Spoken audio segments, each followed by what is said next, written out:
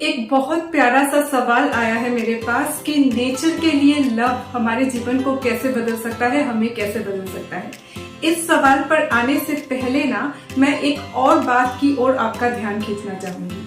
ये जो love energy है ना, ये अपने आप में इतनी क्रिएटिव है कि आप इसको जहां पर भी इन्वेस्ट करोगे ना, वहां कुछ खूबसूरत क्रिएट होगा।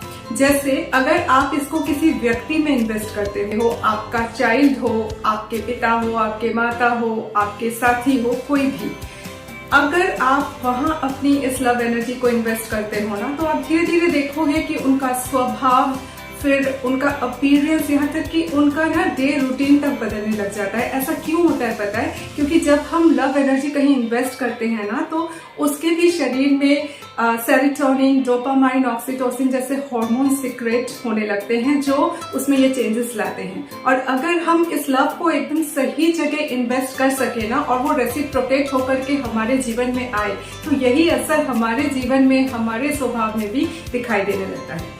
अब इसी लव एनर्जी को जब आप किसी थॉट में इन्वेस्ट करते हो ना, तो थॉट से कोई आइडिया डेवलप कर सकता है, आइडिया से एक्शन प्लान, और फिर उस एक्शन प्लान को हकीकत का रूप देने के लिए आप जब एग्जीक्यूट करते हो, तब आप ना जीवन में एक नई रियलिटी को इन्वाइट भी कर सकते हो।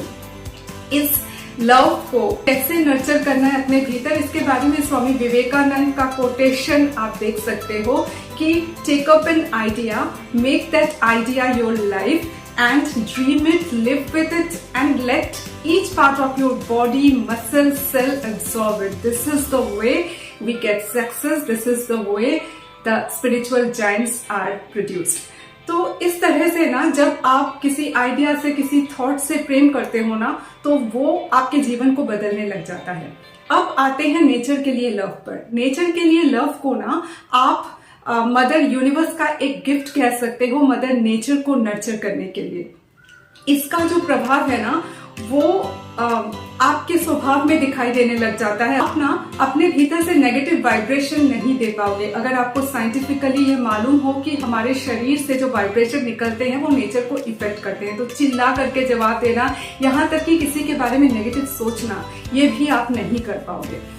और इसके ना कई रूपों में इसका जो है मैनिफेस्टेशन लोगों में दिखाई देता है, अलग अलग रूपों में। मैं अगर अपनी बात कहूँ तो एक एग्जांपल ले सकते हैं कि लोग अक्सर मुझसे पूछते हैं कि आप अंडा तो खा लेती हैं, लेकिन मीट मछली क्यों नहीं खा पाती। कारण ये है ना कि ये जो मीट मछली पकाया जाता है, उसको जितने अच्छी तरीके से चाहे आप पका लीजिए, लेकिन उसको बनाने में ये जो खून खराबा होता है ना, मछली को काटा जाता है, एनिमल को काटा जाता है, तो ये ना इसका वाइब्रेशन हम सेंस करते हैं, हम ले नहीं पाते हैं। हालांकि हमारे सामने बैठ करके कोई नॉनवेज ले तो हमें कोई दिक्कत नहीं होती, क्योंकि तब हमारे लिए वो सामने वाला इंसान जो है वो नेचर का पार्ट है। उसकी पसंद, उसकी नापसंद, उसका रेस्पेक्ट करना एक इम्पॉर्टेंट काम हो जाता है मेरे लिए। लेकिन हम खुद अपने भीतर ये वाइब्रेशन नहीं ले पाते हैं। इस लव एनर्जी को और डीपली अगर समझना है ना, आप इमोटो वाटर एक्सपेरिमेंट को देख सकते हो। इमोटो वाटर एक्सपेरिमेंट में ना पानी के बोतल को ऐसी जगह रखा गया जहां पर लव का एनवायरनमेंट था, और फिर उस पानी से कुछ बूंदे ले करके उसे क्रिस्टलाइज करके जब डार्क फील्ड माइक्रोस्कोप के नीचे देखा गया,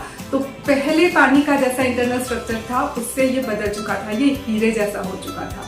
तो जरा गौर कीजिए, हमारे शरीर में भी 70% से ज्यादा पानी है। जब हमारे भीतर लव एनर्जी फ्लो करेगी, तो वो हमारे भीतर के पानी के इंटरनल स्ट्रक्चर को भी हीरे जैसा बनाएगी ना। तो ये हीरे वाली बात जो है ना, आपके स्वभाव में, आपकी बातचीत में, आपके चाल ढाल में, आपके चॉइसेस में, हर चीज में दिखाई देने लगता है। तो अगर शॉर्ट में कहे ना, तो लव एनर्जी आपको हीरे जैसा बना सकती है, अगर नेचर के लिए इस लव को आप अपने भीतर नर्चर कर सको तो।